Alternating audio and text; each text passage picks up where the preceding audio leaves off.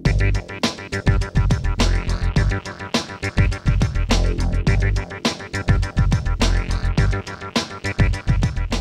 Expressão está de volta, hoje conversando com a pesquisadora e artista plástica Lélia Parreira Duarte. Estamos falando sobre a obra do escritor português Fernando Pessoa.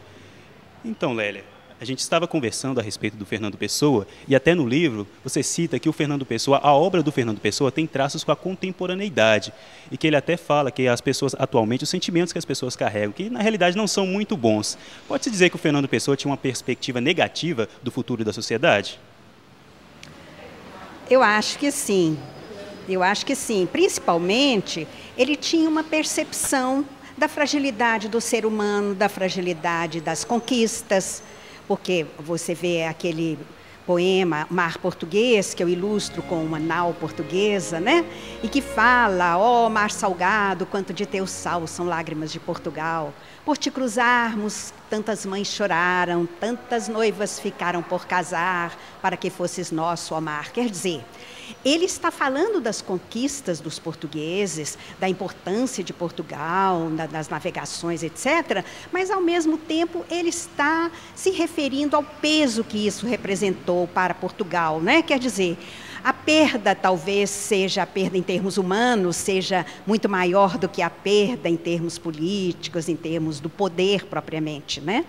Então, na modernidade ou na pós-modernidade principalmente, nós temos essa perspectiva de negatividade, essa perspectiva de que é a morte que impulsiona a criação.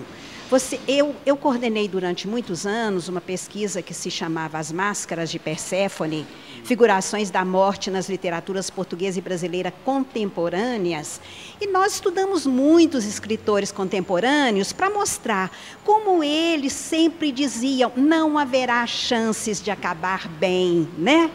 A questão é muito mais profunda, a questão não é a organização da sociedade, não são as conquistas atuais, mas a questão é muito mais profunda. Nós podíamos traduzir isso como sendo a questão mais profunda, sendo a morte, né? Mas, então, o Fernando Pessoa, eu sempre julgava que Fernando Pessoa também tinha todas essas questões.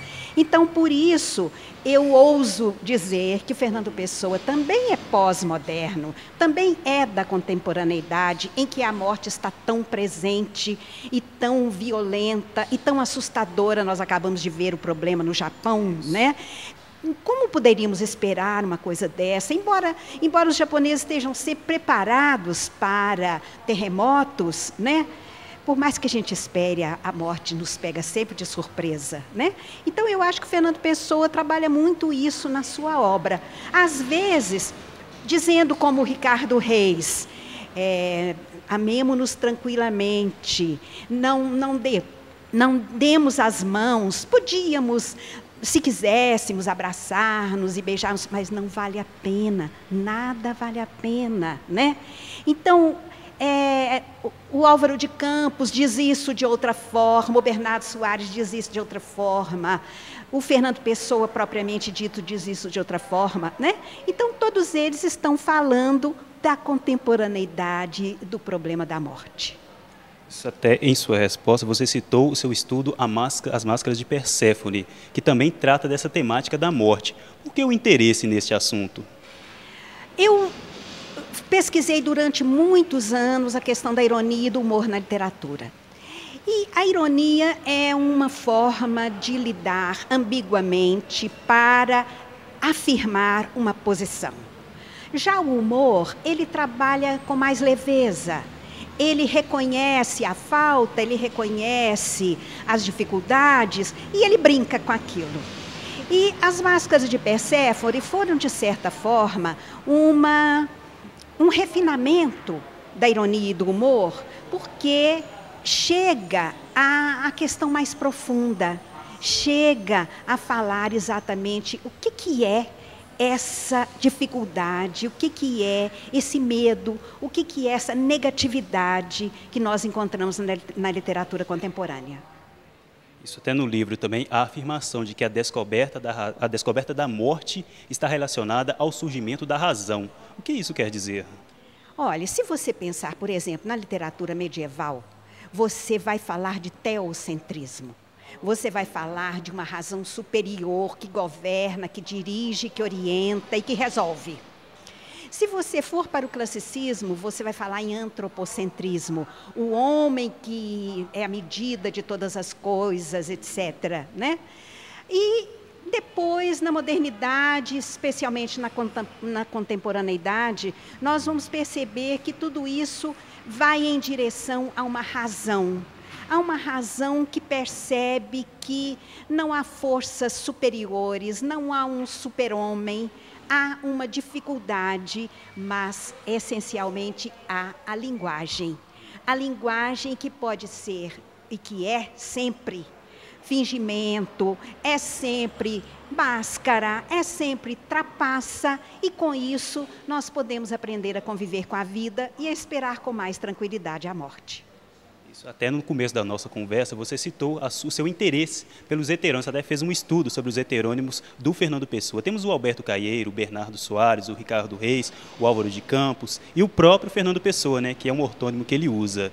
Qual desses heterônimos que representa mais, que retrata mais o próprio Pessoa? Essa é uma pergunta difícil, né? Porque eu costumo pensar que há um denominador comum em todos eles. A linguagem é diferente. Se nós formos analisar, por exemplo, o Ricardo Reis, nós vamos perceber uma linguagem clássica, difícil, invertida, né? De períodos complicados. Se nós formos olhar o Alberto Caeiro, nós vamos ver aquela linguagem simples, até repetitiva, né? Ele diz, por exemplo, o luar através dos altos ramos, eu tenho um quadro que representa isso. O luar através dos altos ramos, dizem os poetas todos que ele é mais que o luar através dos altos ramos. Mas eu que não sei o que penso, digo que o luar através dos altos ramos não é mais que o luar através dos altos ramos. Quer dizer, é uma linguagem muito simples, né? Muito repetitiva. Então, muita gente gosta muito do Alberto Caeiro porque acha que ele me traz paz, ele me traz tranquilidade. Mas vai analisar com calma o Alberto Caeiro, a necessidade que ele tem do leitor, a necessidade que ele tem da escrita. Quer dizer, o que vai ser a solução é a escrita, e a escrita está tanto no Fernando Pessoa ortônimo, quanto em todos esses heterônimos que você mencionou, e também em muitos outros, porque foram quase 70 heterônimos, né? Embora apenas o Alberto Caeiro, o Álvaro de Campos e o Ricardo Reis tenham tido o privilégio de ter uma biografia, né? Uma profissão. O Ricardo Reis era médico, o Álvaro de Campos era engenheiro, né? O que explicava muitas vezes a tendência da sua poesia.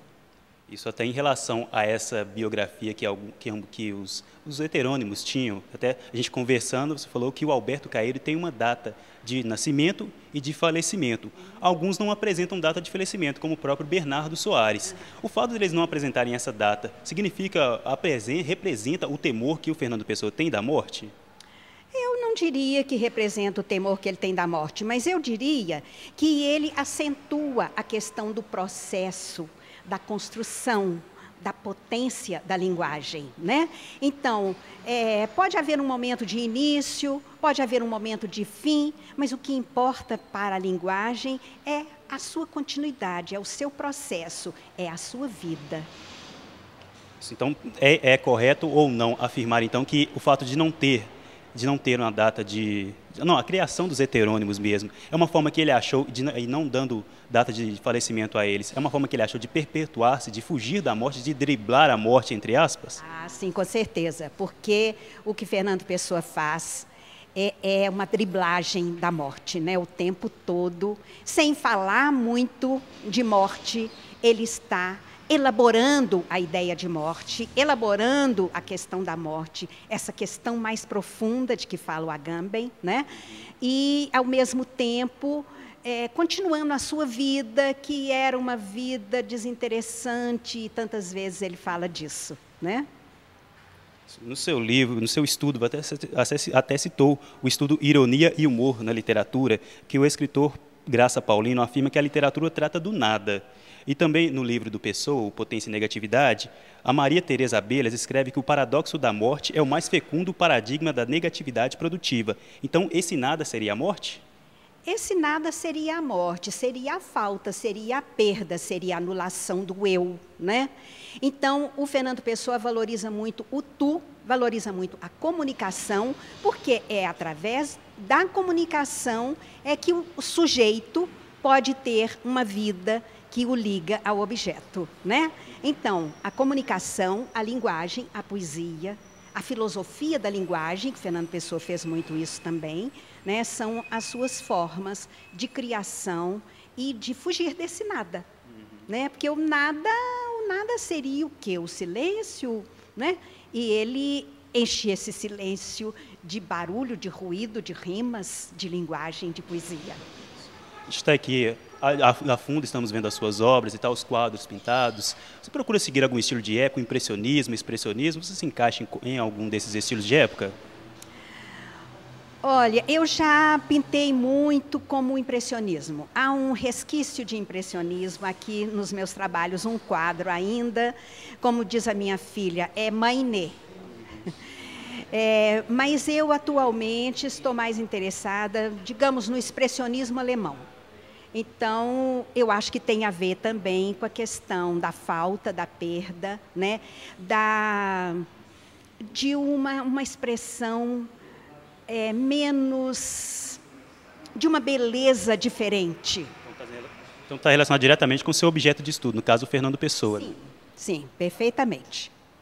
Tá certo. Então, Lélia, a gente agradece você por participar do nosso programa, do Expressão. Eu é que agradeço essa oportunidade, achei as suas questões muito bem formuladas e foi um bate-papo muito interessante. Eu desejo muito sucesso para vocês com esse programa. O Expressão de hoje fica por aqui. Para fazer críticas ou sugerir temas, é só ligar no 3207-2919 ou, se preferir, tem o e-mail expressão@unibh.br. Até o próximo programa.